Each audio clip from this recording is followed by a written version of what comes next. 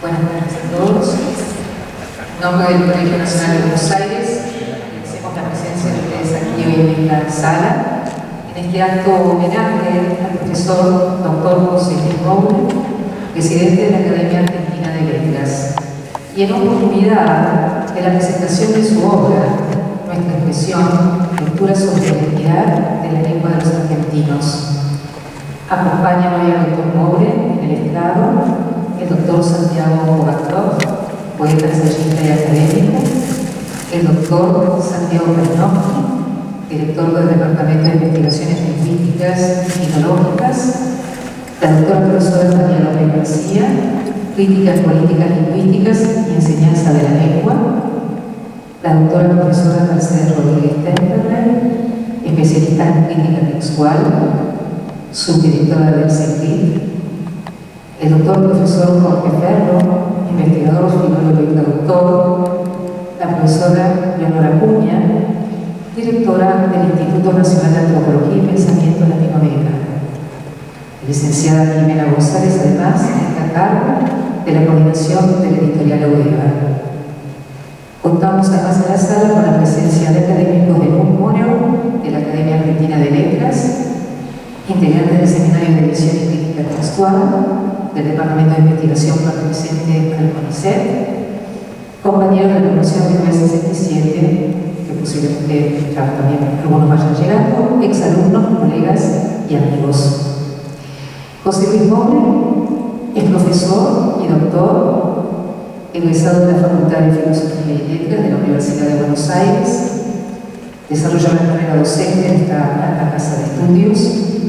Se destaca por su interés en la filología de la dialéctica castellana medieval y la dialectología hispanoamericana, con especial atención a la descripción y evolución del castellano en la región del Río de la Plata, tema sobre el que ha dirigido varios proyectos de investigación. Pero hoy lo tenemos aquí especialmente porque lo apreciamos como prestigioso exalumno de esta casa, con quien mantenemos una estrecha relación de orden afectivo y académico. Esta es su casa, José Luis. Con motivo del 150º aniversario de nuestro colegio, el doctor Moure nos honró con el guión y su voz en un video institucional que queremos compartir con ustedes. Los invitamos a verlo.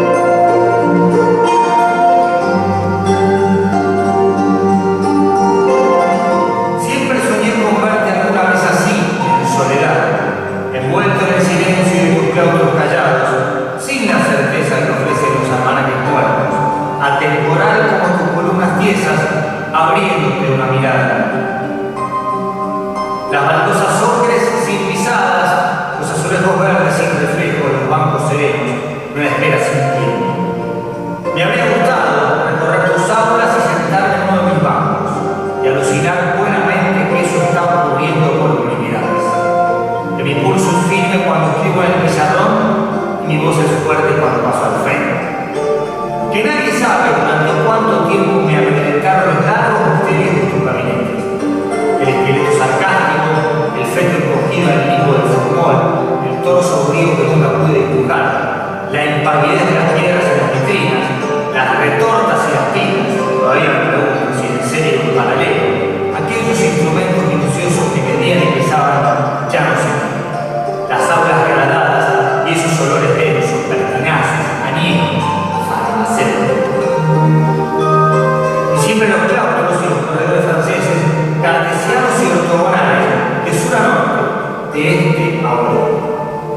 ¿Qué no habría dado entonces por entrar en el santuario de los profesores y sentarme, minimizado, en alguna de las dos grandes mesas, la de los veteranos, inalcanzables, o la de los novatos, apurando el café, dóciles al insobornable anuncio del timbre wagneriano? La tregua de los patios abiertos y soleados, la fuente hacia Moreno, la pecera hacia San Ignacio, los chicos disimulando torpezas, las chicas agrupadas, relojeando y secreteando misterios adolescentes, los más grandes chanceando o arrinconados, repasando fórmulas y disimulando las angustias de una prueba inminente.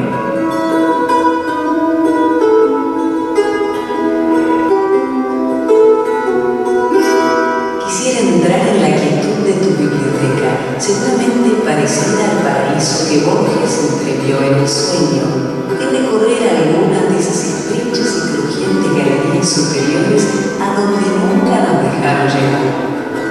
Allí donde el olor de la madera y del papel se enseñoreaba y envolvía toda la ciencia, toda la historia, toda la literatura. Aquellos anaqueles lustrosos contendrían 130.000 volúmenes, como decían. Hoy está deshabitado tu subsuelo, ese velado microcosmos donde convivían el médico y el ordenanza cafetero, el microcine, el gimnasio y el natatorio, de acceso regularmente impedido por imprecisos inconvenientes hidráulicos o de calefacción. Y transgrediendo puertas y pasillos ciegos, por detrás de copos y paquetes viejos, la sombra de alguno que otro acurrucado héroe sin nombre, cambiando adrenalina por la precaria posibilidad de eludir algún interrogatorio con riesgo de aplazo. Me hubiese gustado salirme de tu mole portentosa, encontrarme con Canet en el edificio viejo y cerciorarme de que Apollon fue una generosa idealización de sus años jóvenes.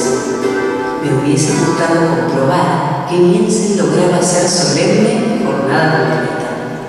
Porque también tuve que hacerlo desde abajo, intimidado por tus inclementes y altos muros grises. Es justo que hoy también yo pueda mirarte desde arriba. Pero no lo hago con soberbia, lo hago con deslumbramiento. ¿Cuántas veces soñé que recorría demoradamente tus lugares, despojados de voces y de sombras? Patios y claustros, muros y columnas, placas que llaman y recuerdan. Nullum vobis tempus habitit iners. Ningún tiempo pasará inútil para ustedes, nos apuntaba Ovidio desde aquel reloj de sol en la pared del patio que muchos olvidaron.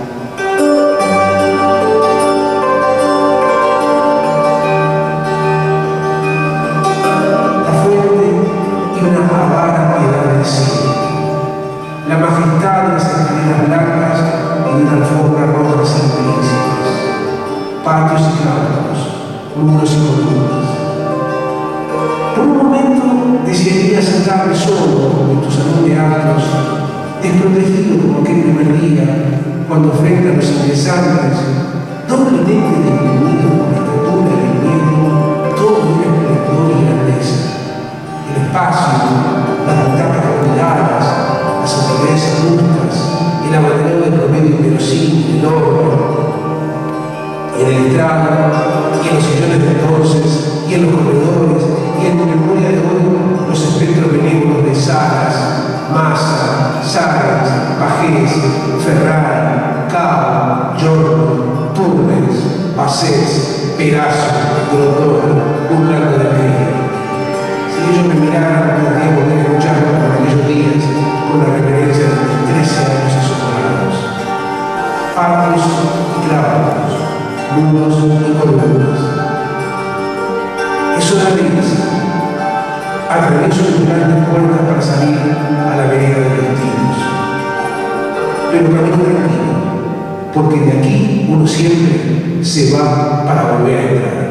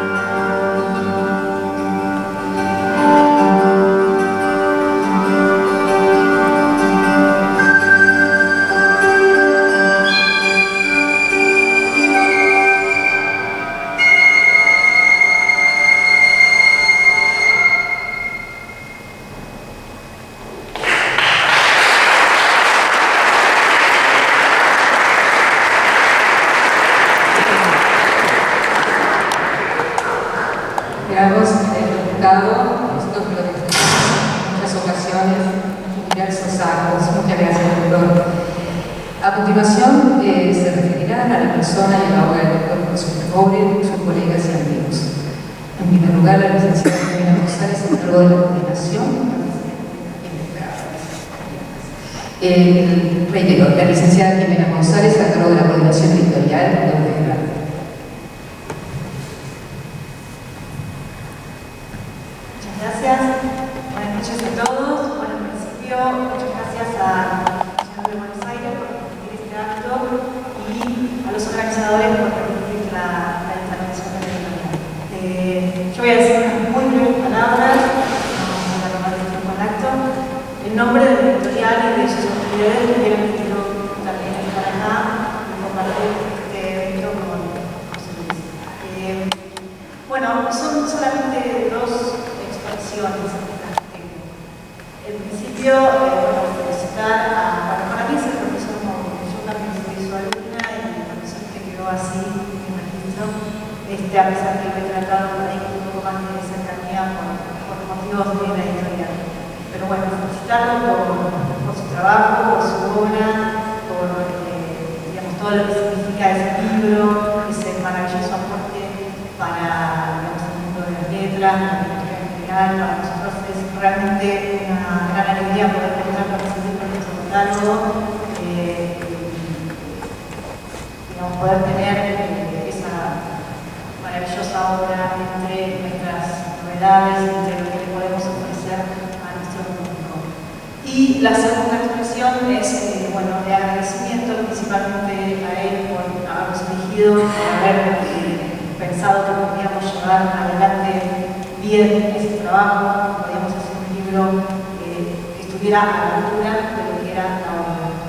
Y dentro de estos agradecimientos y felicitaciones, por supuesto, una consideración especial a su enorme paciencia a lo largo del proceso.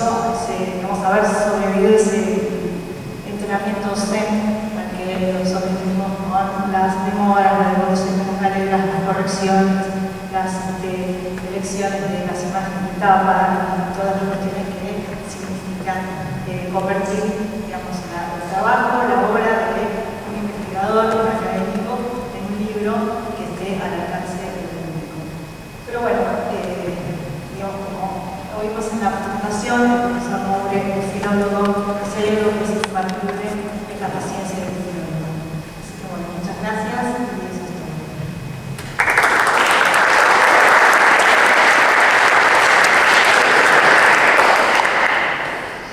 La doctora profesora María Luisa García, crítica en políticas lingüísticas y enseñanza de la lengua del Instituto de Cervit. Te escuchamos. Este prometo brevísimo se divide en tres partes: de cómo conocí a José Luis, del libro y de las verdaderas razones de la selección de los libros de teología. De cómo conocí a José Luis. Fue en 1993, el primer año de la carrera de letras de la UBA, cuando me inscribí en dialectología hispanoamericana, una materia que me resultaba tan inabarcable como fascinante. La confluencia de diversos factores, estructura principal, hicieron que quedara en situación de rendir final, aunque la asignatura fuera de promoción directa. Acudí en el primer llamado a consultar sobre las características del examen. Tras subir las escaleras de la facultad, suplicaba por encontrarme con Leonor o con el profesor de prácticos, es decir, con alguien que no presentara el riesgo de tener que responder a una frase en latín. Pero no, estaba José Luis solo y no me habló en latín, pero me dijo: te confieso que nadie nunca se fue a fijar en esta materia, no tengo la menor idea de qué se hace en estos casos. Volví a cursarla entonces en el 96, un año antes de finalizar la carrera, para terminar confirmando que mi interés inicial por la dialectología era en realidad una vocación. Esta vez sí la promocioné. Desde entonces trabajo en los equipos de investigación que José Luis y Leonor dirigen en la Facultad de Filosofía y Letras de la UBA. Pocos años después me propuse hacer el doctorado y Leonor me sugirió que sin dudarlo acudiera a José Luis, a quien yo seguía respetando y temiendo en la misma medida. Me cité en la Biblioteca Nacional, donde coordinaba y creo que coordina el Centro de Compañía Gobierno de la Lengua de los Argentinos, para hacer una devolución del proyecto doctoral que yo le había presentado y dar una respuesta al pedido de que me dirigiera. Cuando llegué, se llevaba 50 centímetros sobre su escritorio una columna de libros y fotocopias, reflejan dolorosamente como un detalle de color la escenografía clásica del trabajo del investigador. Entonces me dijo: leí tu proyecto, te traje este material, llévalo, hazle copia, léelo, trata de incluirlo en tu trabajo, volví a presentármelo y ahí hablamos del doctorado. Estaba claro que lo mío con la intelectología eran los segundos intentos. Del libro. El libro que hoy se presenta es una acotadísima sección del enorme trabajo que José Luis lleva adelante hace años en relación con la descripción y la valoración del español de la Argentina y en la Argentina. La combinación, a la que enseguida se referirán los colegas, yo no me voy a extender, se enmarca involuntariamente, como José Luis lo explica en el prólogo, en una serie de antologías surgidas en los últimos años en el contexto de la centenaria polémica sobre el control de la lengua española, y manifiesta su especial atención a la necesidad de que los profesores y maestros conozcan las bases histórico-ideológicas de las decisiones sobre la lengua o la norma lingüística que deben transmitir a sus alumnos. En ese espíritu, el libro se inicia con 2 artículos, uno de ellos del mismo José Luis, que encuadran históricamente y orientan el acercamiento a los libros compilados, los escritos compilados.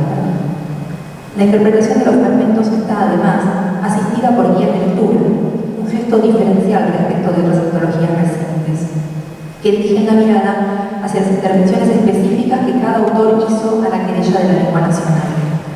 Los artículos se encuentran asimismo antecedidos por pertinentes semblanzas de los intelectuales escogidos que permiten al lector interiorizado entender las razones detrás de cada participación en la polémica. Hay en la selección un cuidado equilibrio. Los escritos seleccionados son representativos de la diversidad de tonos, estilos y ámbitos de circulación participantes de la contienda por la lengua nacional. Se propone y logra recorrer los casi 2 siglos que lleva esa polémica en Argentina. Además, dispone para el alcance de los no necesariamente especialistas archivos de difícil acceso, ensayos insuficientemente difundidos y autores poco frecuentados por la bibliografía clásica sobre ese tema. Sin embargo, me atrevo a postular que ese aparentemente concienzudo equilibrio de fechas, posiciones ideológicas y puesta en circulación del material inaccesible no es sino producto del azar. Y esta es la tercera parte de las verdaderas razones de la selección de los textos de la antología. Ya ven, la columna de libros y el devoto al latín no me detuvieron en el camino a formarme como José Luis. Tuve el enorme privilegio de que me eligieran el trabajo doctoral en el contexto de una beca del CONICET, llevado a cabo en el Seminario de Edición y Crítica Textual, SECRI, al que seguramente se referirán inmediatamente Jorge Ferro y Mercedes Rodríguez. Eso significó aprender de su ejemplo y su conocimiento, compartir lecturas y ámbitos de interés, pero involucró también una dimensión absolutamente material. Durante algunos años mi escritorio estuvo ubicado al lado del suyo, y es esa circunstancia la que me permite arrojar una hipótesis que yo considero irrefutable sobre la génesis del volumen que hoy se presenta. Como les decía, cabe pensar que cada documento ha sido sopesado escrupulosamente. Sin embargo, estoy en posición de afirmar que este conjunto de textos responden a algunas y diversas contingencias que condicionan en particular el cosmos en que consiste el escritorio de José Luis. Sostengo que estos fragmentos no son sino los que han sobrevivido a ese delicado universo. Son los textos que José Luis no logró perder. Para fundamentar esta hipótesis voy a echar bajamente que algunos mentes mismo incautamente me han ido enviando durante estos años. Corresponden a diferentes fechas y circunstancias que no vienen al caso. Sin más dilaciones, les muestro algunos mails de José Luis donde pruebo mi hipótesis. Querida Maggie, dicen que el que busque encuentra. A mí me falló. Busqué tu informe por todas las superficies que me rodean en el seguir y no pude dar con él. No está, lo sé encontrar. Otro. Querida Maggie, tengo la casi absoluta certeza, casi absoluta se opone, claro, de haber visto un anillado de nuestra lengua, de Arturo Costa Álvarez, en ese caos en el que se ha convertido mi escritorio y alrededores. Más precisamente, creo haberlo visto en algún montículo con fotocopias tuyas. En caso de que lo que digo tuviera algo de razón, me encantaría que me enviaras unas líneas para decirme que sí, que efectivamente allí está, de todo el mundo, y de ser posible me lo dejaras muy visible. Si por el contrario todo es un invento de una memoria afectada por la capacidad de discriminar la de fantasía, decímelo también, pero de manera elegante. Y finalmente, el último cambio. Querida Maggie, cerca de tu PC vi 2 trabajos sobre gauchesca que me interesaron. El primero lo obtuve fácilmente porque al pie de la página está la dirección electrónica, pero el de Borelo, que me interesa, no tiene sino referencia bibliográfica, además de estar completo al menos en tu copia. Parece haber sido bajado de un PDF. ¿Tienes dirección para obtenerlo? Yo le respondo, querido José Luis, no tengo idea de los trabajos que me decís, pero Max Manuel y Juan circulan mucho por mi máquina, así que en estos días hago el relevamiento y te consigo los textos. Mari, olvidé el tema de las fotocopias sobre la 80. No siendo tuyas, opté por llevármelas de asunto terminado. Lo más probable y vergonzoso es que haya sido algo que yo mismo bajé en internet cuando tuve que preparar un trabajo para un congreso y dejé olvidado entre otros papeles. Como ves, soy honesto a la hora de confesar mis limitaciones. No tengo más que agregar. Mi hipótesis ha sido solo resta aprovechar esta oportunidad de la linda gente. Alejandra, para agradecerle a José Luis todos estos años de guía, trabajo compartido, su inteligencia, su generosidad, su humor negro, su don de gentes y su compromiso con el conocimiento y la valoración de nuestra expresión. Muchas gracias.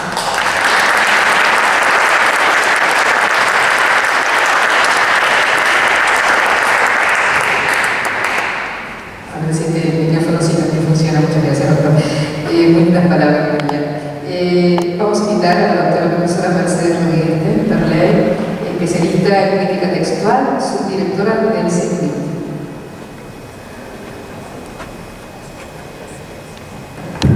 Muchas gracias. Buenas tardes a todos. Bueno, esta reunión es realmente un homenaje a un amigo, a un gran profesor, a un hombre que nunca ha, digamos, impuesto su jerarquía, no porque no la tenga, porque le sobra, sino porque siempre ha decidido el camino de la humildad.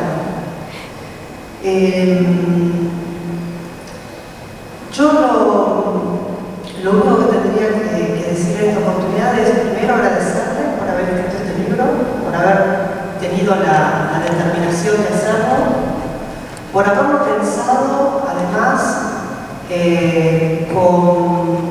con preguntas, con cuestionamientos, dirigido a un público amplio, no solamente a un público estrictamente académico. Y podría contarles quizás, digamos, un poco el entrecasa, ¿no? La manera en que se hizo el libro, que pude vivir de cerca. A José Luis no tuve, digamos, el beneficio de tenerlo como profesor, como muchos de los que están aquí. Lo conocí en el año 1992 en un congreso en Córdoba, congreso de las asociaciones de comentaristas. Estábamos en realidad en el buffet del hotel desayunando y a él le llamó la atención que yo estaba desayunando mate. Siempre toda mi vida tomé mate de chica y me solía pelear en los hoteles porque no estaba permitido tomar mate. No lo conocía a él más que de nombre y justo estaba sentado en la mesa a mi lado. Se sonrió, calculo por la situación curiosa, y solamente atiné a cuidar el mate y él lo aceptó. Y creo que esa fue nuestra expresión, ¿no? Siguiendo un poco el tema del libro, el título del libro. Ese santo y seña que de alguna manera nos reconocía como argentinos y que dio pie para iniciar una brevísima conversación, como todas las conversaciones que uno mantiene con José Luis, que son profundas, que son interesantes, de las cuales uno siempre se va con algo nuevo, sabiendo lo nuevo. Esto no es frecuente, ustedes muchas veces están en el ámbito académico, lo sabrán muy bien. La generosidad, ¿no? La entrega y el compartir el saber.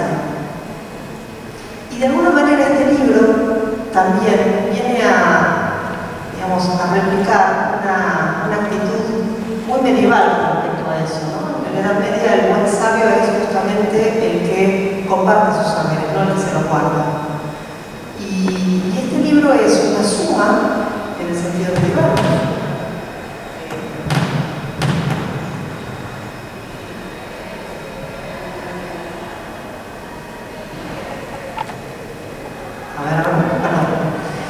Una suma de saberes y una glosa representada justamente por esos comentarios, ¿no?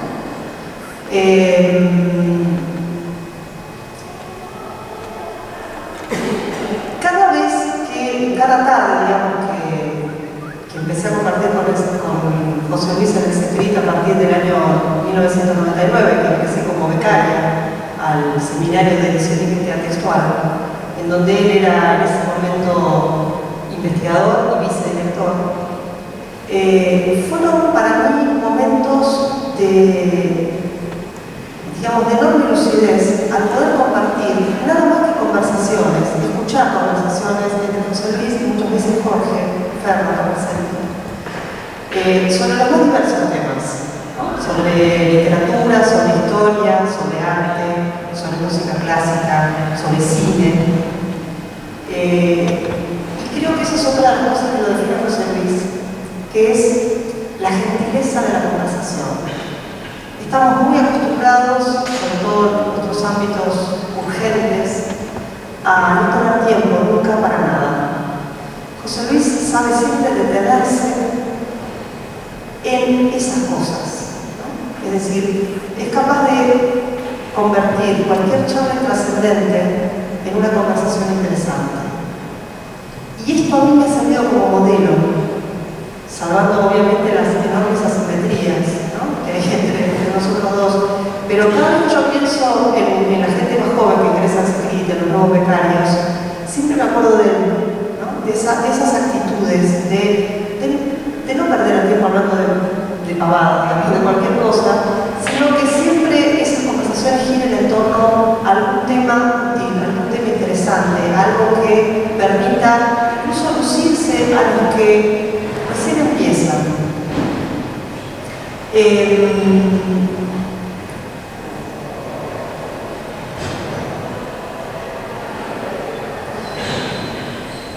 Cuando en una de esas tardes José Luis compartió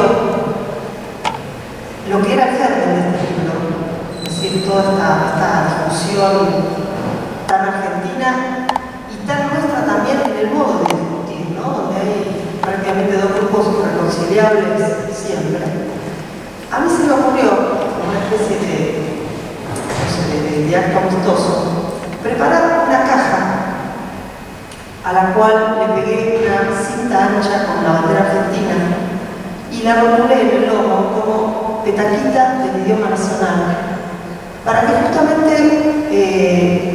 fuera un lugar en donde ir reuniendo, donde él pudiera reunir esos materiales que fuera encontrando, que en muchas tardes él conversaba con nosotros y compartía con nosotros. Y también, bueno, para el caso de que yo encontrara algún material que me parecía que podía valer la pena o que le resultara útil, también guardarlo allí. Muchas noches, cuando se iban todos y yo solía quedarme trabajando, iba y espiaba esa caja para ver justamente esos avances, esos materiales que José Luis iba acumulando. Y ese nombre, Petaquita del idioma nacional, tenía que ver un poco con un niño también familiar, en mi caso, porque era una palabra que usaba mucho mi abuela, proveniente, digamos, de una familia criolla del interior, y que además dio pie también para que José Luis me diera una clase acerca del término petaquita, del uso, de la proveniencia de la palabra, y bueno, y de estos arcaísmos que se siguen manteniendo sobre todo en el noreste argentino. Cuando después logré ver el libro terminado hace poco, realmente me asombró la capacidad de trabajo que tiene José Luis.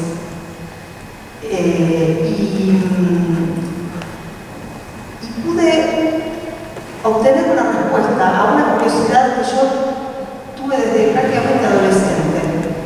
Cuando al leer El Adán Buenos Aires, Leopoldo Marechal llama al petizo Bernini, ¿no es cierto?, al alter ego de Carolina Ortiz, lo llama petizo con Z. A mí reconozco que en aquel momento, la primera vez que lo leí, me molestaba esa grafía, me molestaba ver petizo escrito con Z.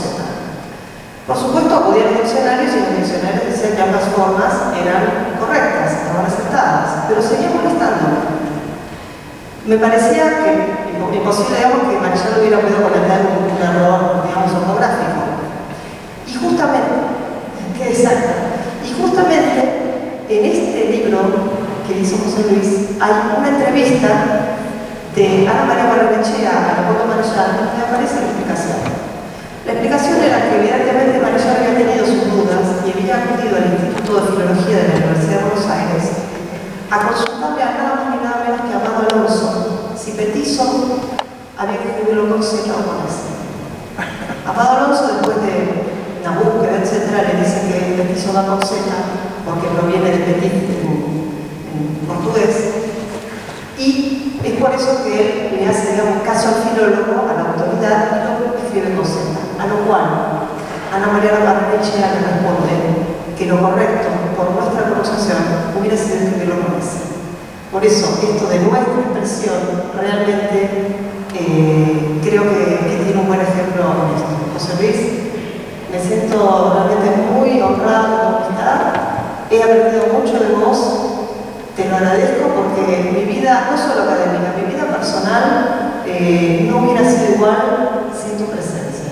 Muchísimas, muchísimas gracias por todo.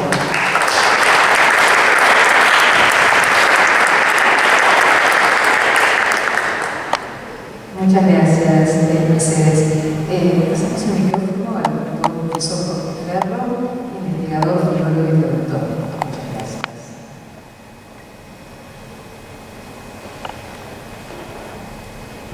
Claro que las vidas tienen misterios, recovecos y vueltas como las vidas.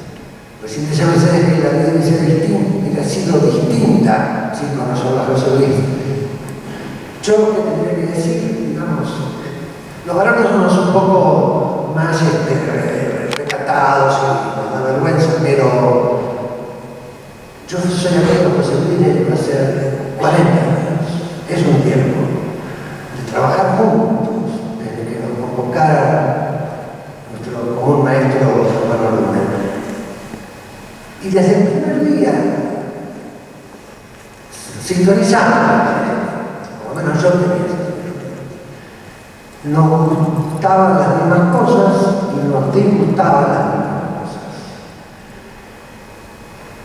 Su capacidad intelectual es enorme, digamos así, pero abierta y comunicativa, uno aprendía con él sin duda y enfrentaba una cantidad de situaciones, algunas muy grandes y algunas muy difíciles, momentos buenos y momentos malos, que es donde se ve el temple de los hombres. Una cosa es trabajar codo a codo con un caballero, con un señor y con un talento particular. Eso es una gracia que no creo que presente. A lo largo de estos 40 años había un rasgo que compartíamos, que era el reírnos juntos. Nosotros nos reíamos todo el tiempo. Yo me acuerdo de un viaje a un congreso en Estados Unidos que nos empezamos riendo en la puerta de casa, tomamos una Ezeiza y nos terminamos de reír cuando bajamos en Ezeiza. Todo era fantástico. En Kalamazoo en un ómnibus que nos llevaba del aeropuerto mínimo a la Universidad de West Michigan, y el chofer era un negro de pelo blanco que cantaba magníficamente. Era el tío Remus. Claro, nos miramos, como que siempre nos entendíamos con una mirada.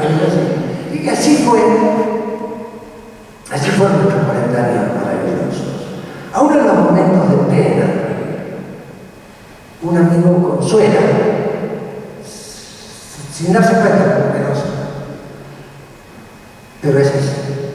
Y hablando de vueltas y recovecos de la vida, cuando recibo esta invitación inmerecida y me fijo en quiénes íbamos a estar acá, no pude dejar de observar algo que me llamó graciosamente la atención. Y es lo siguiente: hace unos años, ya bastantes, yo hice un viaje a una posada a Córdoba, hace unos días, y me gustó muchísimo. Y dije, esto le gustaría a José Luis, este lugar. Al poco tiempo él me pregunta, che, ¿dónde estuviste? Yo quisiera, andate a tal sitio. Bueno, fue y vino encantado, me parece. Evidentemente, experimentamos lo mismo, pero hay un tercer elemento acá, que es que cuando yo voy a presento con la mujer y me destinan a un cuarto, la posadera, muy amable, me dice: usted va a tener la habitación verde, que es la que emplea Santiago Covadonga. Y viene aquí y pasa largas temporadas leyendo, meditando y escribiendo. Yo me sentí un poco, se me hizo difícil, ¿qué voy a hacer yo aquí? Porque me quedaba grande. Debo decir que leí poco, medité casi nada y no escribí nada en los días que estuve, porque había unos caballos muy simpáticos ahí cerca, con los cuales yo me de sierra, y había una cerveza artesanal excelente, muy cerca también, y había otras cosas. Pero, digamos, un ámbito muy particular, una estética sin rumbosidad, sin tilinguería, vamos a decir. Y me parece que de algún modo hay un momento en que la estética roza con la ética. Y uno se defiende por las cosas que le gustan. Bueno, aparentemente a nosotros nos gustaba la misma cosa, genéticamente, por lo menos. Así que no podía dejar de pensar. De modo que venir a un homenaje a José Luis de un libro suyo, cualquier producción suya, es a priori para el que lo conoce, su manera de trabajar, su seriedad. Uno lo puede elogiar a libros cerrados, ciertamente. Yo lo voy a leer con mucho placer, que después, como leo toda la cosa de él. De modo que estar en este colegio, lo cual él siempre lo mencionaba, estar con amigos, con colegas, y estar todos juntos acá, me parece que es una verdadera fiesta que yo agradezco muchísimo y, insisto, merecidamente. Muchas gracias.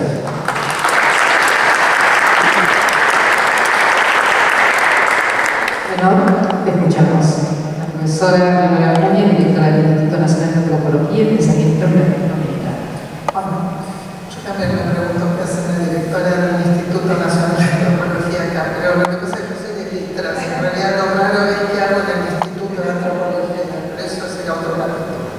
Bueno, gracias por haberme incluido, Alejandra, y darme la oportunidad de hablar de José Luis, de las cosas que ya el referente de May fue adelantando y que sabemos de José Luis. Lo conozco desde que en la Facultad de Filosofía y Letras las puertas de la sección Folclore y Dialectología y del Instituto de Filología se mantenían abiertas para que pudiéramos pasar a la biblioteca. La sección Folclore estaba comandada por la doctora Batini y supongo ahora, después cuando me puse a pensar en esto, que con ese libre acceso donde estaban las fichas del léxico de ella conservaba la fantasía de que Alonso, Rosenblatt, Enrique Sureña y todos ellos estaban todavía del otro lado. Y esto es también una mirada sobre la lengua, ¿no? Desde el folclore. Y todo esto que parece que no tiene sentido o que es solamente una anécdota divertida, está presente en el dictado de las materias en las que acompaña a José Luis en la facultad. José Luis pertenecía al otro lado de ese puerto seco y prestaba atención a los amables pedidos de Vidal de Latini.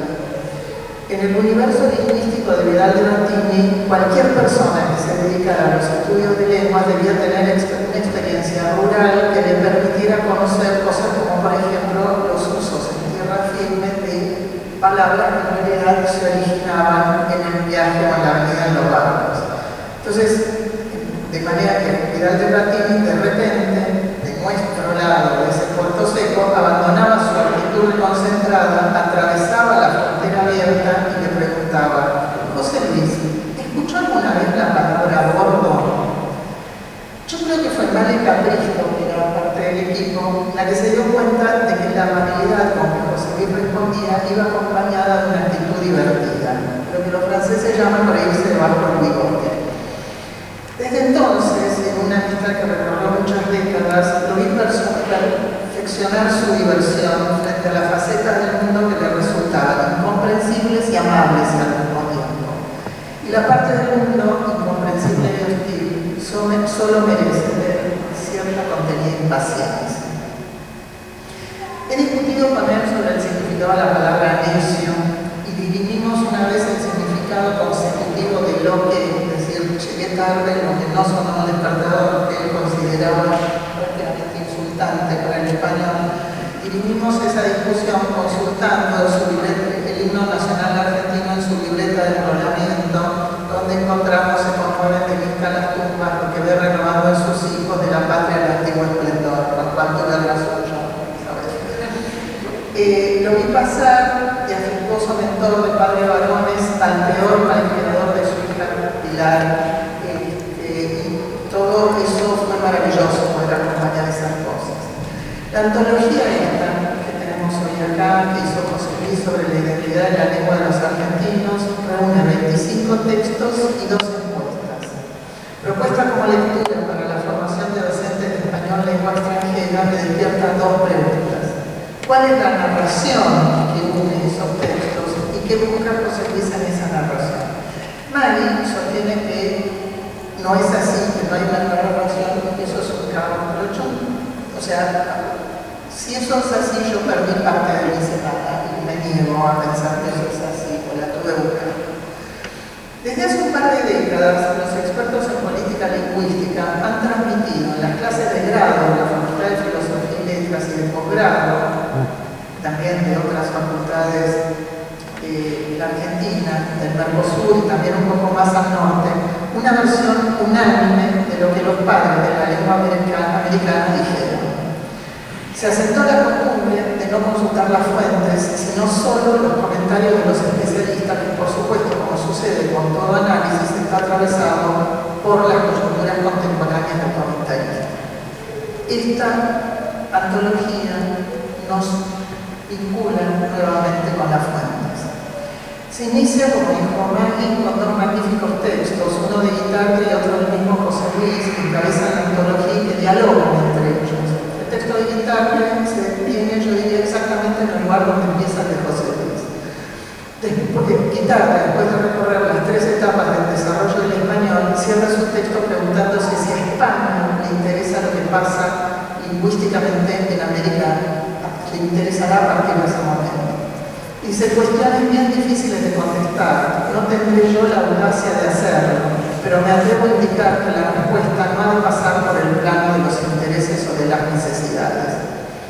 Es increíble porque en realidad son precisamente los intereses los que guían actualmente a toda la discusión sobre la política española. En ese texto, Guitarte piensa que el temor a la fragmentación de la lengua solo puede suceder el día que mexicanos, venezolanos y argentinos no tengan interés en saber los unos de los otros. El texto de José Luis retoma el análisis de lo sucedido en el siglo XIX, pero ya desde el conocimiento de que la lengua ha pasado a tener una nueva denominación desde la década de 1980, español como recurso económico. Y en el cierre de su texto, él plantea que el riesgo de la unidad de la lengua es inexistente porque hay una voluntad de los hablantes de pertenecer a ese mismo universo lingüístico. Esto es interesante porque saca totalmente la discusión del lugar donde está instalado en este momento. La pelea actual por la lengua se volvió claramente económica y tiene de un lado la política lingüística peninsular representada por el Instituto Cervantes y la Real Academia Española y sus acompañantes americanos. Y por el otro, los opositores que tenemos desde acá, que son los especialistas, que pasaron a través del espejo, ofrecen una lectura de los textos de la primera mitad del siglo XX y proponen una política lingüística argentina que es reflejo de la española. En el medio están los profesores de español, lengua materna, lengua segunda, lengua extranjera, que buscan respuesta, formación y orientación en su docencia. Esta antología propone algunos autores menos abordados que representan miradas de escritores, de gramáticos y docentes. Aparece la voluntad de actuar sobre la identidad lingüística y sobre la identidad argentina, como el caso de Ricardo Rojas, el desinterés por toda intención organizadora de algunos de los escritores, y respuestas que casi rozan el sentido común. Maury casi ni toca esos textos. pero sí propone apuntes para la relectura, que es lo que me parece fantástico, la palabra relectura. Si le está diciendo a alguien que ya leyó el texto, fíjate en estas cosas en particular, reléelo. Es una muy buena recomendación por afuera de la evaluación que ya aparece frecuentemente en las antologías y que hace que muchas veces los lectores no vayan a las fuentes.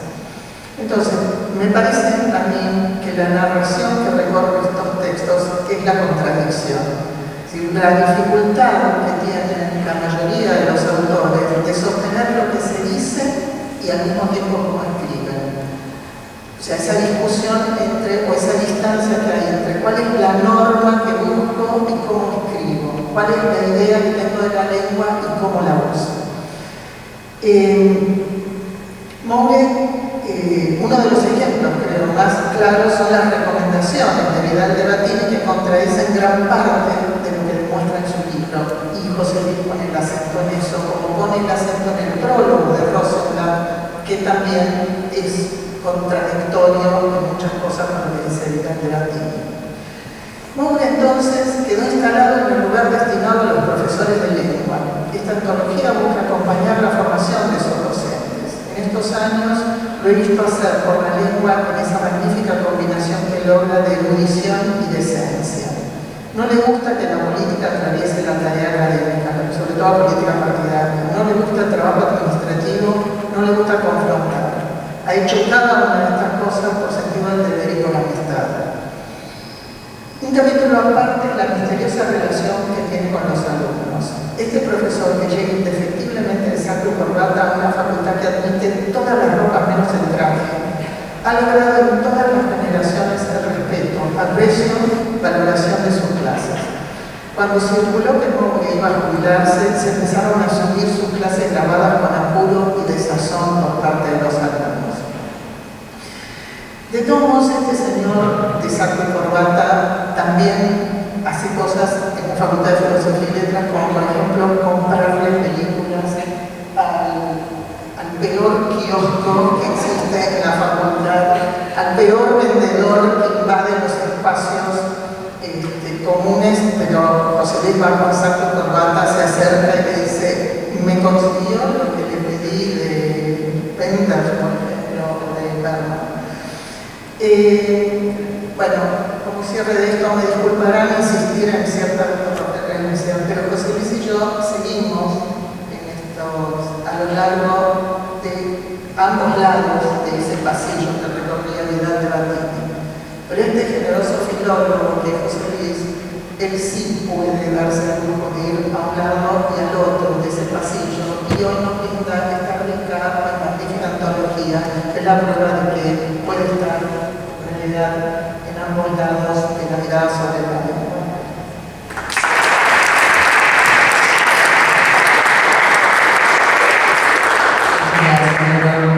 El doctor Santiago Kalinowski, necesitamos el micrófono, por favor, director del Departamento de Investigaciones Lingüísticas y Filológicas.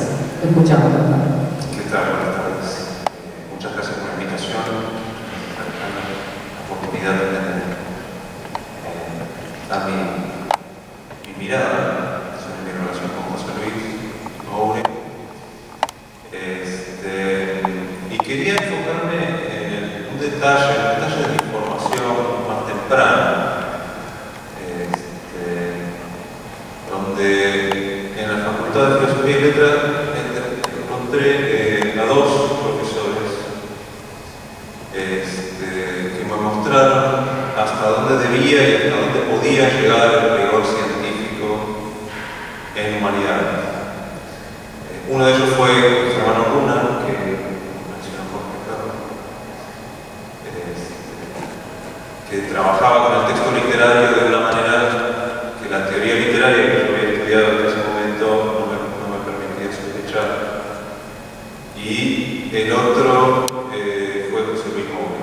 En las clases de él se podía ver cómo, por ejemplo, la variación dialectal, que muchas veces era confinada a una especie de ámbito entre colorido y anecdótico, digamos. Ahí, y todavía hoy pasa eso, clases se convertía en materia de estricta pesquisa científica. Con los años entonces me di cuenta de que siempre me mantuve adentro de esa especie de cono de luz que proyectaron ambos, y reconozco una influencia ahí muy crucial para mí en muchas decisiones que tomé a lo largo de la carrera, a lo largo de la carrera de grado, cosas que tuve que enfrentar en el doctorado en Canadá, con lo que eso implica. Y también estudiando en España, en la Real Academia Española, donde entré en algunos debates con el personal ahí, por ejemplo, los encargados de la redacción de la ortografía, porque yo veía, bueno, sigo tratando de debatir esos temas, elementos con los que se busca y todavía se logra insertar el español, la modalidad del español en una jerarquía con superiores, inferiores, mejores y peores maneras de hablar español. Y eso, bueno, yo por supuesto no tenía la menor importancia ahí como persona, como estudiante de la maestría de la Real Academia Española, pero sin embargo contaba con el coraje que me daba la búsqueda de objetividad científica en la consideración de la realidad lingüística. Y eso es un valor que entendí por primera vez en las clases de historia de la lengua y de lingüística diacrónica del doctor José Luis. Y es un valor que me acompaña hasta el día de hoy, gracias a un enorme voto de confianza que me dio el doctor. Estoy a cargo de la dirección del Departamento de Investigaciones Lingüísticas, lo cual me obliga todo el tiempo a hablar públicamente muchas veces y a expresarme en torno de estos temas que son siempre conflictivos, y más están siempre atravesados por ideas que la opinión pública comparte y naturalizó y internalizó. Ese voto de confianza no solo me produce a mí una enorme gratitud, sino que me da la fuerza para poder plantarme y decir lo que pienso. Es decir, yo puedo decir lo que digo solamente porque sé que el doctor Moure está apoyando. Eso es así.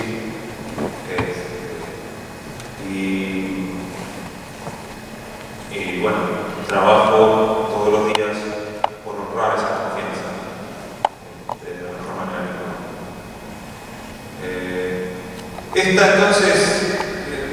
Esta historia mía, creo que está claro que es una sola de muchísimas historias. ¿Sí? Doctor Moure como docente, como investigador, en todos sus roles, me parece que así como tocó mi vida y me dio ahora esta responsabilidad, este privilegio, también tocó muchísimas otras vidas. Y eso es algo que no se le puede poner. No se puede entender el valor que tiene. Así que aprovecho esta oportunidad de vuelta para agradecer al doctor Moure porque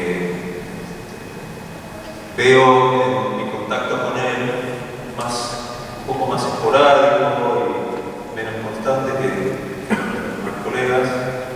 Sin embargo, veo ahí una influencia que ha sido clave para mí, para mi formación y para convertirme en alguien que defiende los valores de objetividad. Así que muchas gracias.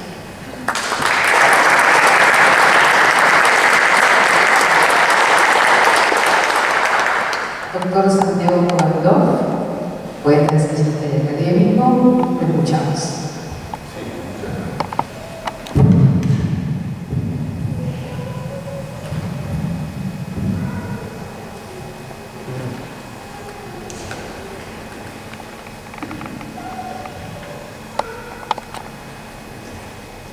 Hay una emoción preeminente que nos depara una lectura que nos cautiva.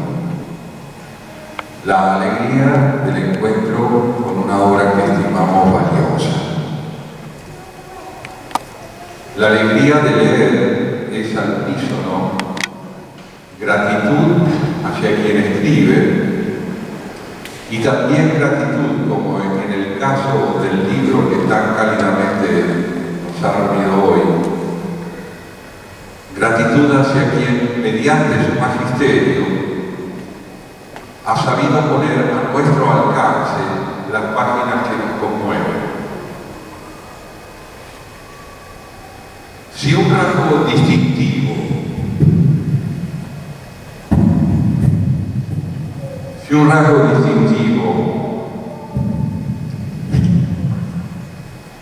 pareciera además sobresalir en la consideración de esta obra y en relación con quien la compuso, es que José Luis Monge se revela en ella una vez más como un muy sagaz oyente de nuestro idioma.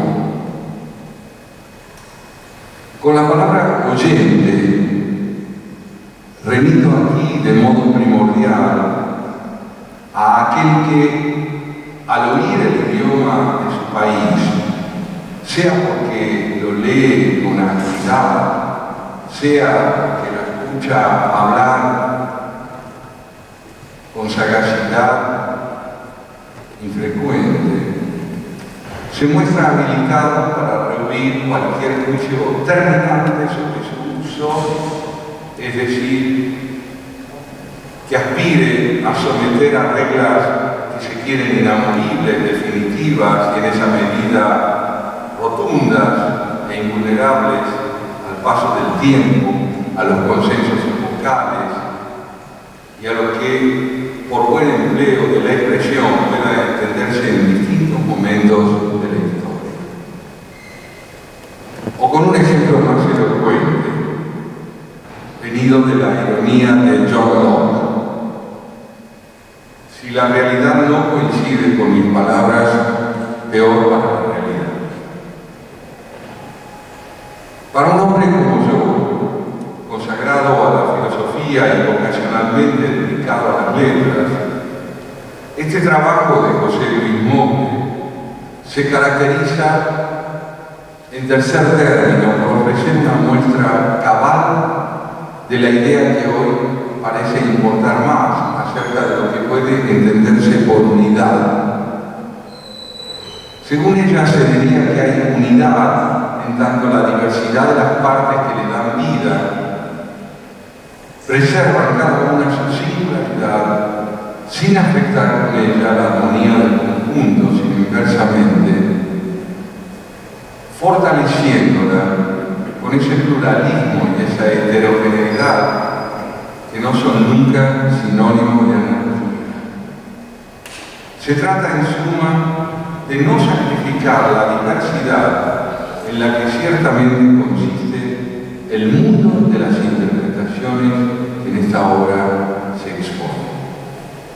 Pero además, el panorama ofrecido aquí por José Luis Monge no solo transita en forma cronológicamente sucesiva los 2 siglos de nuestra historia nacional, también propone las tensas coexistencias de perspectivas disímiles en un mismo periodo de esa historia. Creo que con ello nuestro antólogo viene a recordarnos 2 verdades razonablemente consistentes. Una, que el desafío de meditar nuestra expresión como argentinos y americanos ya era un tema de singular intensidad en los años inmediatos a la emancipación política del país. Segundo, que esa problemática, al ser abordada, estuvo expuesta a la más variada gama de puntos de vista, desde la más férrea intransigencia que admitía para los argentinos ser libres de España en todo, menos en el empleo del idioma, hasta el hartazgo de todo maniqueísmo en la consideración de algo tan dinámico y vivo como lo es el idioma, su léxico, su gramática, sus conveniencias e inconveniencias entre sí.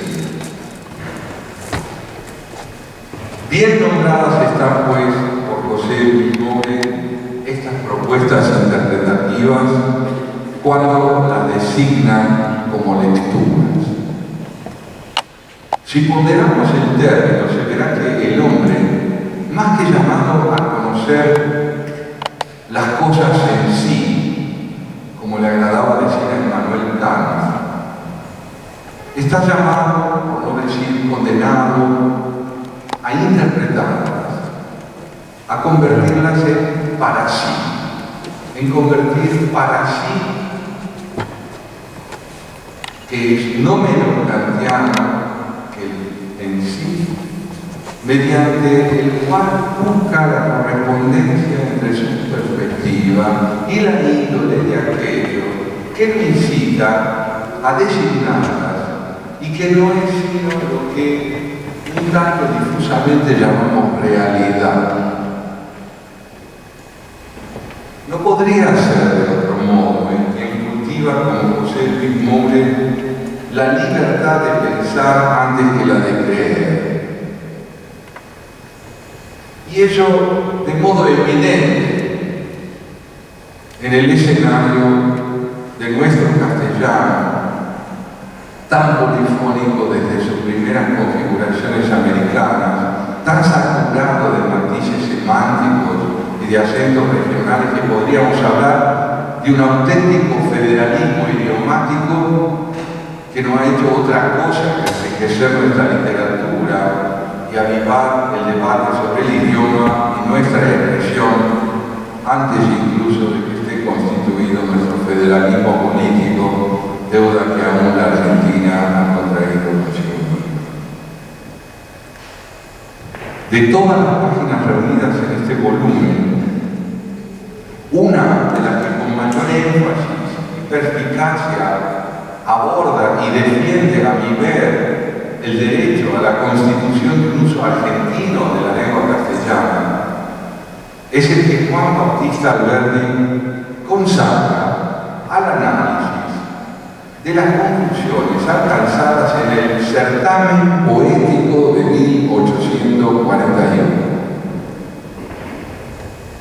Hay en esa página una enseñanza de las mejores acerca de las causas y consecuencias que generó en muchos la resistencia a dejar de privilegiar en la poesía argentina la lengua y los símbolos estéticos del neoclasicismo ibérico.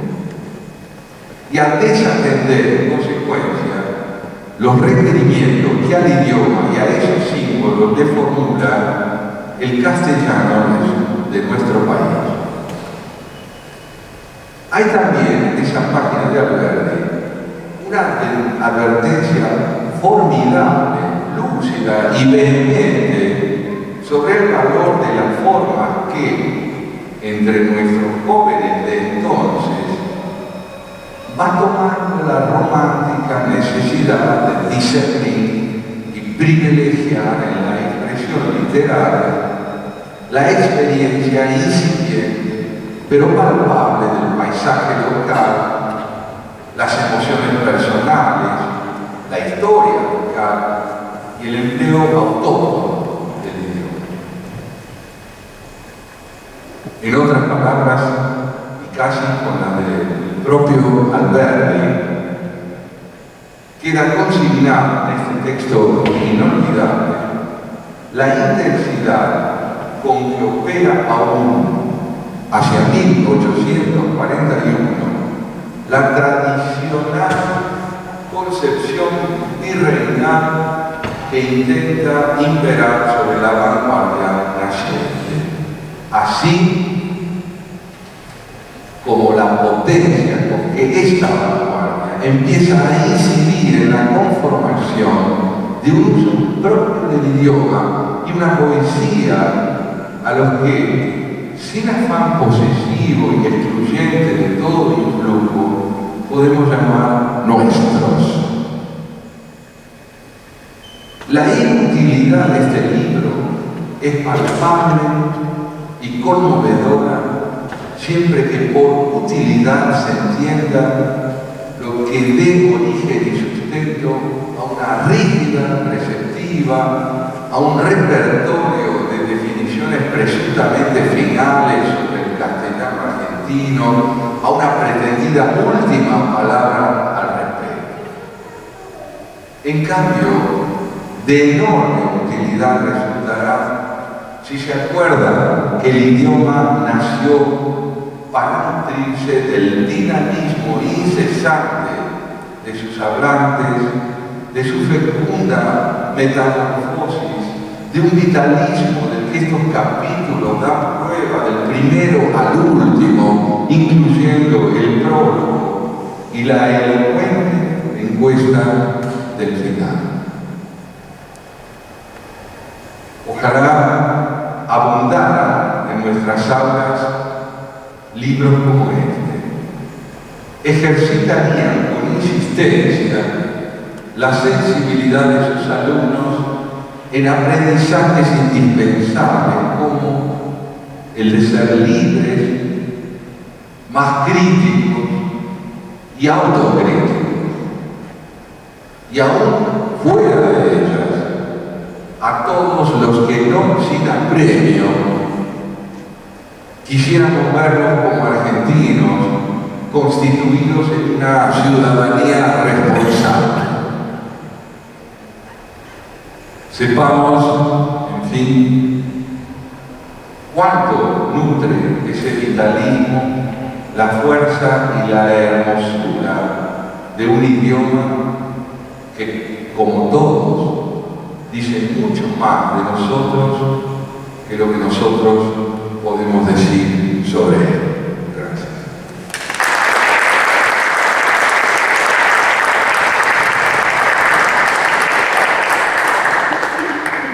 Muchas gracias, doctor Kovalov. Escuchamos al doctor Maure para las finales. Reiteramos a nuestro exalumno, actual presidente de la Academia Argentina de Letras.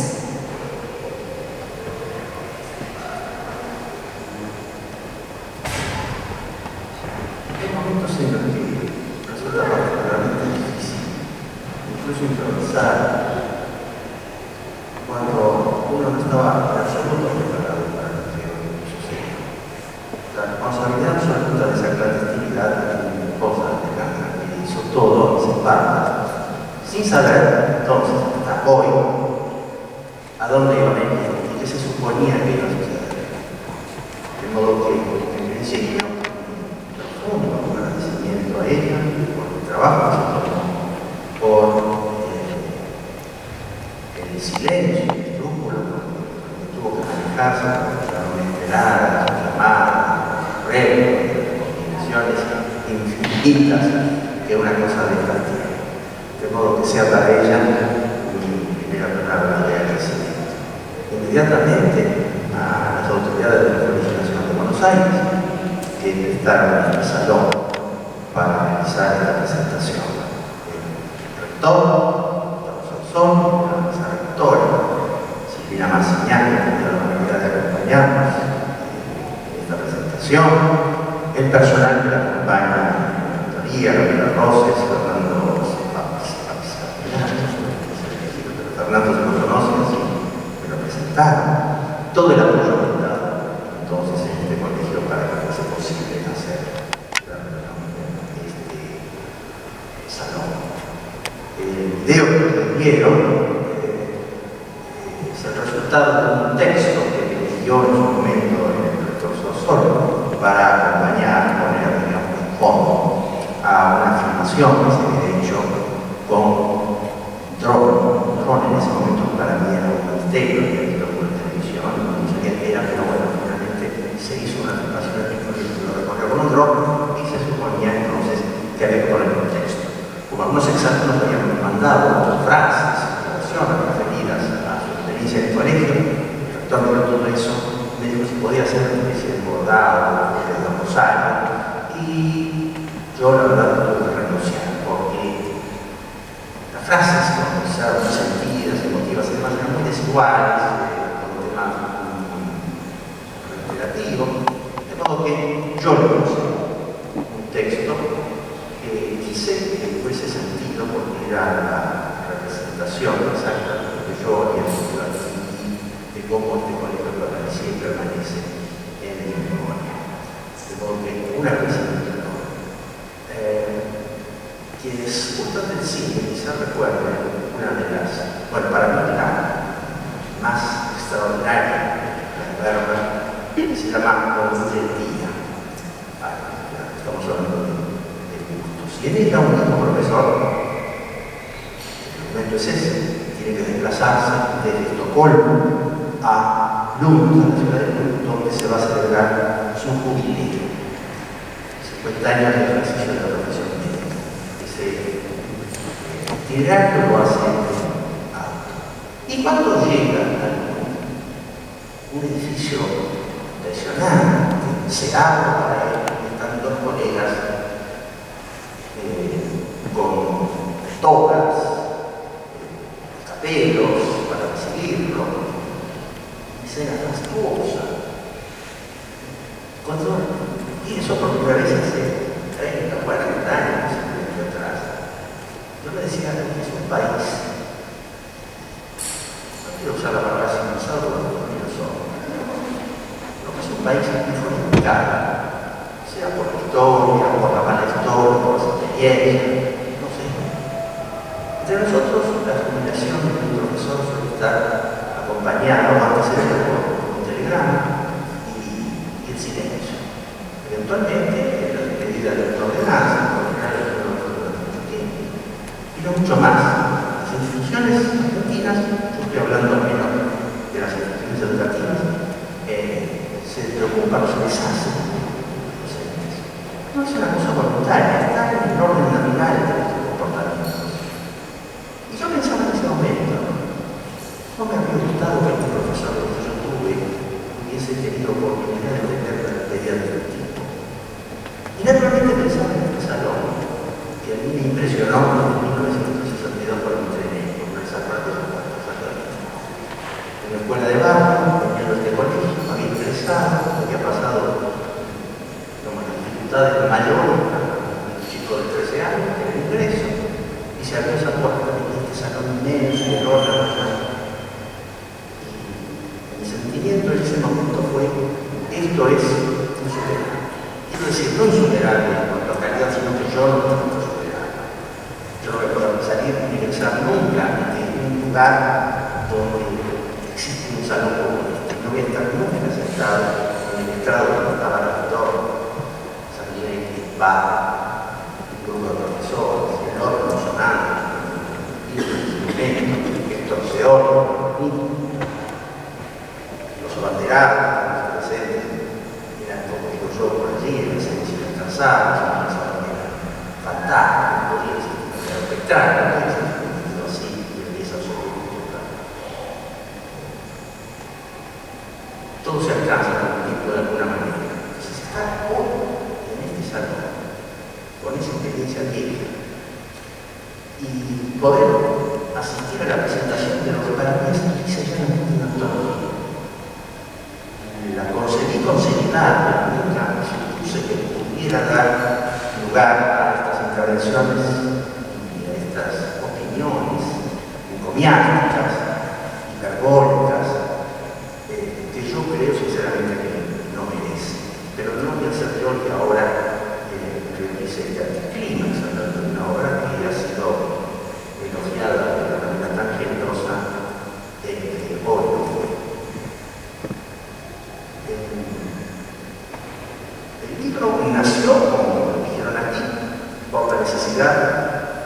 que cerrar un proyecto de investigación con los materiales del proyecto. Más allá de desorden radical que siempre acompaña a las papeles, pero yo trabajo en las fatalidades, siempre quizás incluso que mis escritos, cosas que no escribo son claras, probablemente sea precisamente un esfuerzo desmedido para poner un poco de orden en lo que es el desorden material de los papeles a partir de los cuales yo trabajo. No tengo duda de todas las anécdotas contadas por Maris, deben ser las ciertas, pero deben ser las ciertas. Pero también es cierto que el periodo de investigación que llevó este proyecto y hacer la reseña que encontraron unas cuantas cosas estaban todas encarceladas simplemente porque me parecían lecturas adecuadas para ilustrar posturas sobre la lengua, tempranas en el caso de la Argentina, esgrimidas o osadas de democracia, publicadas por no solamente especialistas, sino periodistas, escritores, un tema común, un tema que nos acompaña hasta el día de hoy, y que es nada menos que el reconocimiento de la legitimidad de una variedad de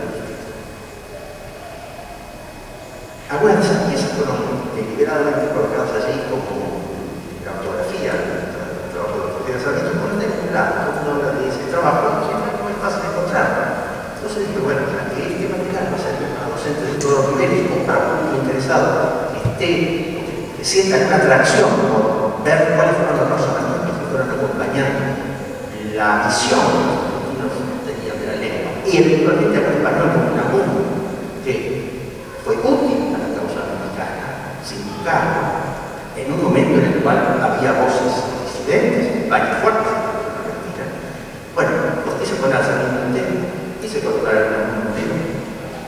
Me pareció importante las encuestas, las respuestas de escritores y de periodistas que trabajaban con el idioma en dos momentos distintos de la historia argentina en el siglo XX, distanciados.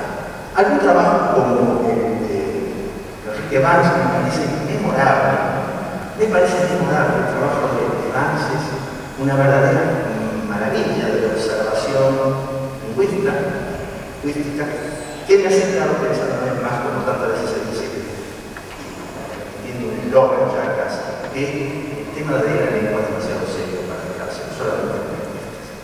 Hay gente que ha reflexionado sobre esto, que los que han trabajado con la lengua todos han hecho magníficas, excepcionales observaciones sobre la lengua, sobre la variedad, sobre la ineficacia de los correctivos, de los purismos, de la existencia en esto, como fue el caso de un lírico como el de Vance.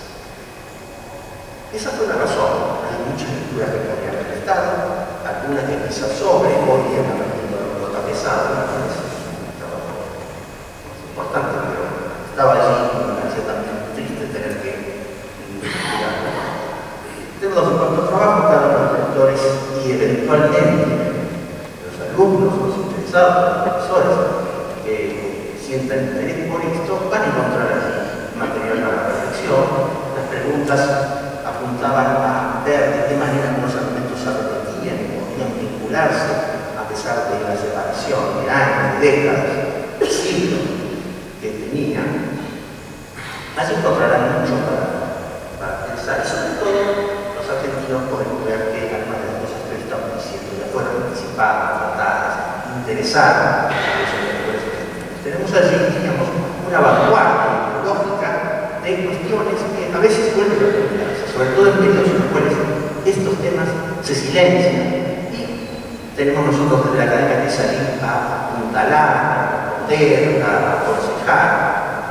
Creo que es importante que sepamos que los pensadores argentinos trabajaron en esto y nos dieron ideas brillantes sobre las cuales vamos a seguir adelante. En cuanto a quienes han precedido, no tengo más que palabras profundas en ese tema. Empezando por Jorge Fuero, por el caso de Julio González, que vino a representar el lema.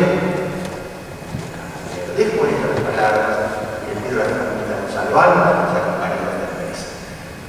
La dilación, la tardanza, el agradecimiento por la paciencia, estaban realmente de más, muy agradecidos de Esteban haya tenido ese gesto de aceptar el trabajo y de sacarlo adelante. Sabemos que editar una obra no es tarea sencilla en Argentina. No lo fue antes y no lo es ahora. Este colegio también me presentó en su momento el tema. Están acá en compañía los exalumnos, el grupo adulto, Raúl Bano, compañero de promoción, recordarán seguramente el stand del tema que estaba abajo cuando entrábamos al colegio. Y yo recuerdo particularmente el tomo inmenso de la originalidad artística de la Celestina que acababa de aparecer hace los años, hacía muy poco, nos habíamos salido un tomo impresionante. Y nos acercábamos así a mirar los tomitos de la colección del centenario, de la Rodeo, que se vendían bastantísimo. Bueno, ese recuerdo del tema como un primer acercamiento de un adolescente a una editorial, entre comillas, seria de la Universidad de Buenos Aires, yo lo conocía. También de alguna forma el círculo se cierra ahora con la posibilidad de que este trabajo nuestro de investigación sea publicado. Le agradezco profundamente, hermano, las afectuosas palabras del anecdotario, seguramente muy largo, y de las cosas que dijo, seguramente algunas jurisprudencias que se descargarán. Le agradezco muchísimo a Mercedes, el afecto de muchos años, la compañía. A ella le debo algunas de las lecturas de la lectura de agosto, porque había algunas que no se publicó en Curso Campo, porque dialogaban mal, demasiado mal, en el tono. Y por otro lado, el número de páginas me obligaba a reducir, de modo que opté por dejar eso de lado. También, no el texto, pero sí la mención de Ricardo Rojas, que es un fragmento que me pareció alusivo e interesante. Jorge Ferro, no puedo decirlo, pero no haya mucho de él. Lo comparto en actitud, son 40 años de amistad, de trabajo cotidiano, un encuentro en el seminario de revisión y crítica textual, que tuve el privilegio de ser director de mucho tiempo, y instituto que con él formamos bajo la dirección del profesor Luna, ya fallecido. De modo que sobre esta amplísima relación no puedo más que decir que me complazco de haberlo conocido, de seguirlo tratando y del recuerdo de infinitas charlas, risas y carcajadas sobre el tema de todo tipo. Efectivamente, sí, nos hemos reído muchísimo. Y la risa es un elemento que hasta el día de hoy me acompaña y me sostiene. Ante las situaciones difíciles de la vida, yo tiendo, en el momento que pienso que voy a quebrarme, tiendo a reír. Algo me provoca risa en esas cosas. O sea, algún detalle curioso, inesperado, me hace ver que siempre existe un lado ridículo de la situación seria. Y eso también amaina un poco la violencia de los políticos.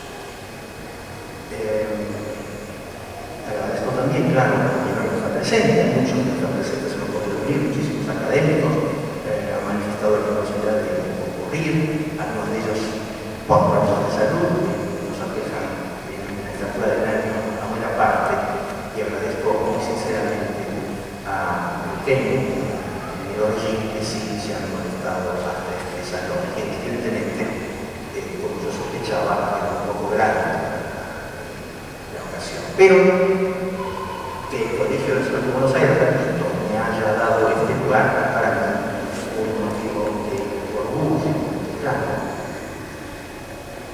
De honor, así como poníamos los últimos antes de Jorge, también es una compañera y amiga de muchos años, esto lo he dicho, la conocí efectivamente en el Instituto de Teología, y luego trabajamos juntos, lo estuvimos haciendo en la cátedra de lengua y de teología hispanoamericana. Ha sido entonces una amistad constante y en rigor, con una confesión. Todo este interés por la teología es de ella.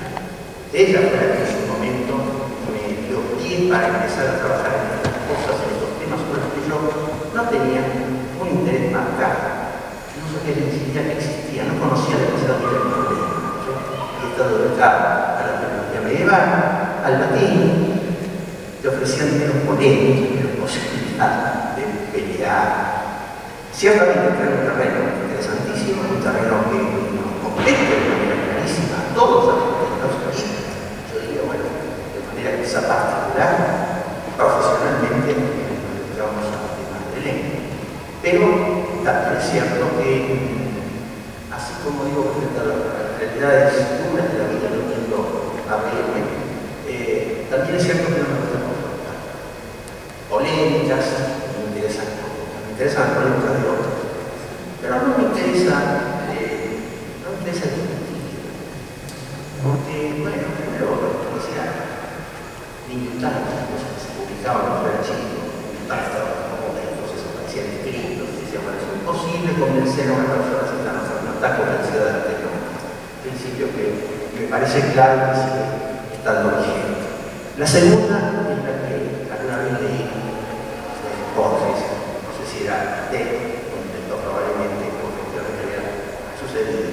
Pero eso era, y lo había escrito, que un japonés, a quien él había conocido, solía decir cuando había una discusión, yo prefiero que la razón la tenga usted.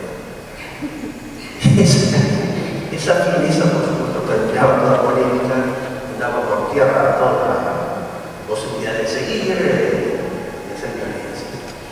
Mi impresión es que todos estos temas son polémicos. Creo que los argentinos ya a esta altura tenemos todo el derecho del mundo a afirmar la absoluta legitimidad de esta variedad, la no necesidad también absoluta de esperar intervención, de esperar carteras de ninguna otra institución. ¿Saben lo que tenemos que hacer aquí? Como dicen que dijo Domenico Castro, la seguridad sola. Esto no implica, desde luego, que las instituciones no deban pensar claramente en cómo se enseña la lengua. En mi opinión, en su registro alto, su registro formal. La gente necesita ser enseñada. El otro lo conoce. En todas las otras formas, estos registros a mí no me preocupan, porque controlado nadie puede cambiar, no puede preguntar. Se dice, bueno, es potestad del pueblo, ¿quién se va a meter con el pueblo? El pueblo va para donde quiere, con la situación, modas, circunstancias impredecibles. Pero el otro sí, y el otro es de competente, si su gente tiene que trabajar, para que quienes no lo conocen, quienes no lo conocen lo practiquen, quienes no lo conocen lo lean. Solamente el conocimiento de esa lengua, tal como cada país sabe enseñar, cada país sabe enseñar, puede llegar a garantizar esa unidad de la lengua, o ese panhismanismo, como digo yo, es en realidad un atributo de la lengua, también no es un proyecto, no necesita la lengua proyectar un panhismanismo, porque ya es parte de la formación. En los años, los ciclos de comunidad climática. Bueno, estas lecturas creo que apuntan entonces un poco a reforzar la idea de la independencia, también la independencia en el mejor sentido, la independencia o la autonomía lingüística en el mejor sentido, no la confrontación tonta, no la oposición cerrada, no buscar enemigos, ni guerra, nada por el estilo, sino asegurar que las fronteras son el espacio dentro del cual estas cosas deben vivirse sin intervención de ninguna otra. Estamos en condiciones de hacerlo. La enseñanza, este colegio, la literatura argentina son buenas pruebas de que eso sucedió y va a seguir sucediendo. Pero no estarme olvidando de nadie, si así fuese, pido culpas. Acto de hoy me conmovió profundamente, más de lo que seguramente pueda notarse.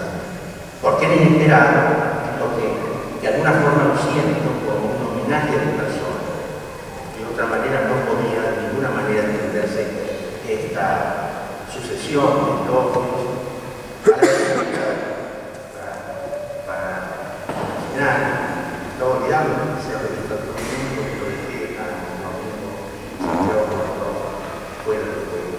A él le agradezco enormemente, se nos está aquí, tiempo, sabemos que siempre es muy ceñido, acompañamos con este largo acto. Gracias, Santiago, por esta, y por supuesto por las palabras, por el esfuerzo que tenemos que hacer. También creo que estamos hablando de los libros de Santiago Kalinowski, también fue tan generoso en su juicio que no puede más que manifestar un agradecimiento. A todos entonces, a Secreta que representó a los investigadores que conozco, como alumnos que han seguido trabajando luego en el instituto, lo siguen haciendo hoy, y que son los que mantienen el ser de ese lugar, también entrañable en la información. Vaya entonces ahora, como cierre, simplemente un agradecimiento plural, un agradecimiento profundo a este Colegio Nacional de Buenos Aires, del que no se regresa, y a mi esposa Alejandra por esta sorpresa, este esfuerzo, este trabajo de haber logrado reunirnos a todos aquí para halagar. Muchas gracias.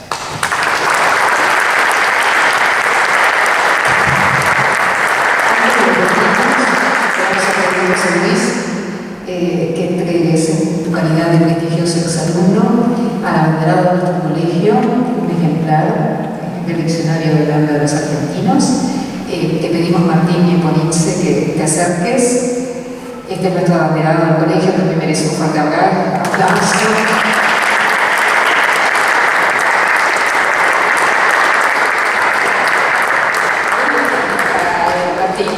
Martín y Eponitze. Él le va a llevar a su compañera, que es abanderada de la Universidad de Buenos Aires, es nuestra alumna, Melissa Colombo. Te pido que se me acerque también, en nombre del doctor José Luis Mori y la Academia Argentina de Letras. Muchas gracias, Martín.